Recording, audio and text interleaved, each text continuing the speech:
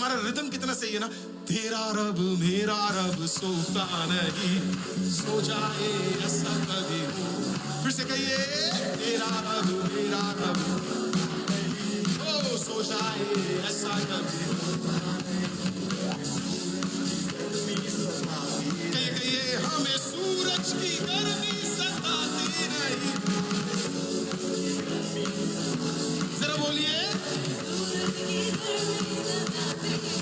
रात को चांदनी भी जलाती नहीं, रात को चांदनी भी जला। क्यों?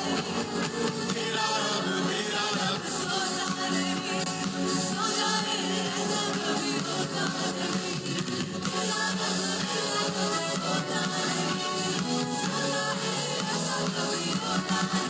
कितने को समझ आया? आपने नोटिस किया, हम सब अलग अलग परिवार से, लेकिन हमारा रिदम मैच हो रहा है। रिदम मैच हो रहा है तो आराधना मैच हो रहा है, आराधना मैच हो रहा है तो स्वर्ग आनंदित है। इतना ही मैं चाहता हूं आपके परिवार में,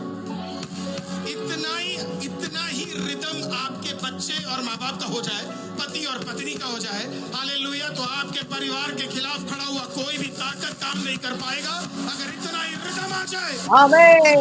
इतना ही मैचिंग हो यूनिटी आ जाए, जाए, रिथम आ जाए, एक ताल एक है। हालेलुया। ओके, तो कहाँ चाहिए, एक बार और मेरे पीछे बोलेंगे आप। मैं आपसे बुलवाता इसके लिए हूं क्योंकि घोषणा में बड़ी ताकत है।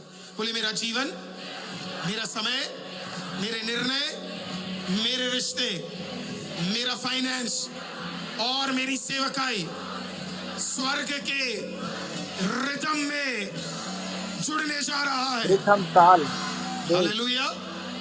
ओके, अब बोलिए इच्छा।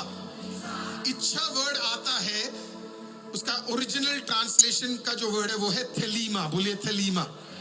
हालेलुया। अब थेलीमा का मतलब ये नहीं है नॉट जस्ट परमिशन, उसका मतलब परमिशन नहीं है। थेलीमा का मतलब क्या है?